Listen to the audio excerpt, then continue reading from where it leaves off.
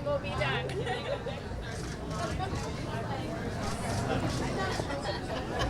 All right. Okay.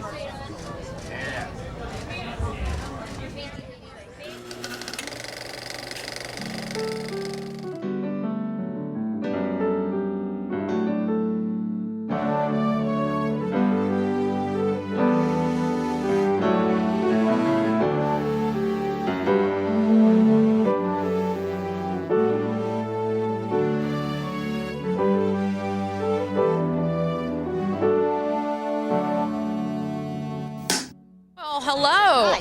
And congratulations.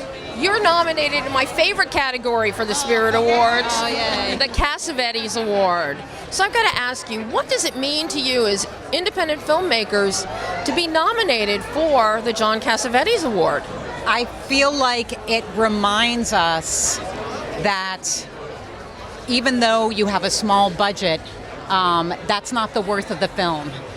John Cassavetes is the example of a filmmaker who made low-budget films that we're still watching.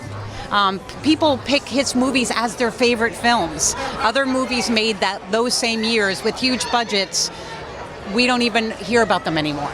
So the naming the film after John Cassavetes itself already says so much about the value that's inherent in being a truly independent production. How has this journey been for all of you to get here today? Spirit Awards, on the beach, the sun is shining, no rain for the first time in years. And you know, it's this prestigious award that you're up for. How has this journey been? Well, we started making this film 5 years ago. Only 5. Only 5 years ago, and unlike a lot of low-budget films, we shot over, the shooting phase actually lasted for 2 years. So we had this incredible luxury of constantly being able to, Madeline would cut something together and then say, oh, I want to shoot. And so there's something really nice that, that we're being honored for that, basically. And John Cassavetes himself shot some of his movies over 3 years. Yeah. So, totally. Right. What is it about this film that you knew it had to be made? Well, it's interesting, because there have been a lot of recent screen versions of Emily Dickinson, but we actually are still the only one that has the historically accurate story of Emily Dickinson, and it's like, thank God we made this movie, or actually it wouldn't exist. And that says so much about the importance of independent film. How much research went into this to keep it historically accurate? Well, I'm the writer-director, and it was an enormous amount of research.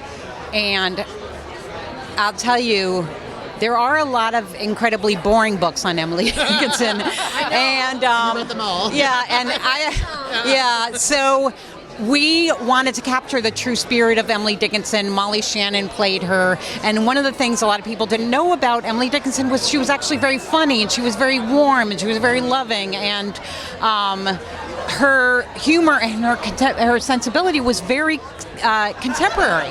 So an enormous amount of research had to go into it, and because our movie is also the story of how the life of Emily Dickinson was revised, I actually couldn't have my actors go and just look up stuff on the internet and to play their characters, because oftentimes what you would read about Emily Dickinson wasn't true.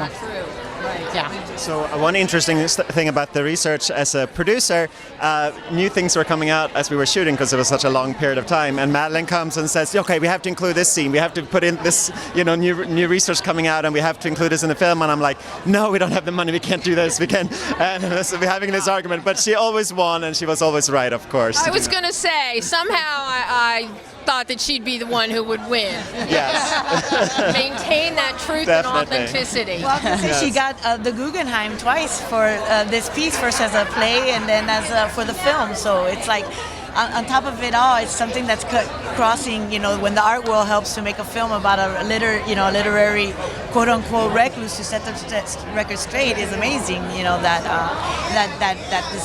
This job got done. Right. It was that. What was the movie where Laura Linney pretends she won the Guggenheim? Oh, yeah. What was it? Is that what you were doing, man? Yeah. Actually, it was all pretend. That was just something I told her, and then I got her to get on board. So they don't. She didn't look it up. Well, guys, congratulations. Fingers crossed. Hope I will see you in the winner's tent in a couple hours. Thank